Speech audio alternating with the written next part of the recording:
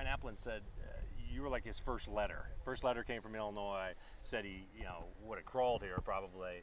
And said, unlike most guys, it's not like a I want to show them type thing. It's more like I'm really excited to play here. I mean, talk about him a little bit. Well, what kind of kid he is. I mean, he's a good football player. I don't think there's any question. As I said, we look very, the quarterbacks, it's a position that you try to get him you try to get an opportunity to watch him throw and Sure. somewhere at some time in person, and that didn't get work. But I mean, he's a guy that he has our respect and my respect. I promise you, because he's, as I said, we looked at him coming out of high school. I know how good he can be, and so there's no question. He's I think he showed what he did last year, what he was going to be, and when he set all the records, he's just he's a good football player.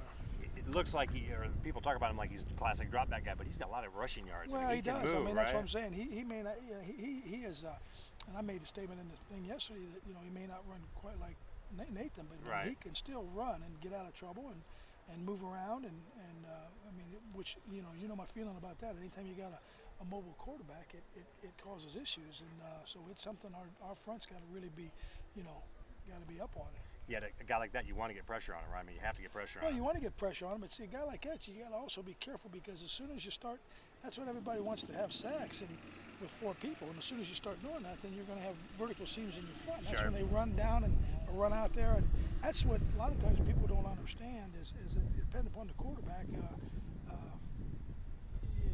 You don't want to just get your butt in the air and come off the rock, and because you don't want to give them vertical seams where they can make first downs, and that's Okay. how they keep the chains moving. Those kind of guys scare the crap out of you. Okay. Defensively, what do you expect these guys to throw at you? I mean, are they blitz a lot, or? Well, they're a little bit, more of an over team, but they're going to, when they get into an under team, they're probably it's been a little bit more pressure.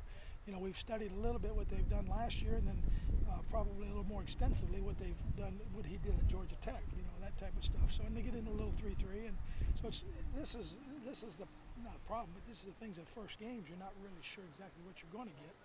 All you can do is kind of go back and look at what he done at Georgia Tech, and then look what they've done last year, and it's kind of put it together from there. When a team like this comes and gets to play at a bigger school, I mean, you expect them to kind of empty the playbook. Well, I mean, they're going to throw caution to the wind. There's no question, and they're going to do everything they can do to win the game. And I think I said it yesterday. I mean, 2 years ago they go to Iowa and lose by 3, had Iowa on the ropes, and that was all Iowa did was win the Orange Bowl that year. So, I mean, they're a good football team. I mean, if you look at the 12 opponents that the Big Ten teams are playing, first game opponents, they're probably about third. What's the injury report? Everyone seemed good to It was go? good.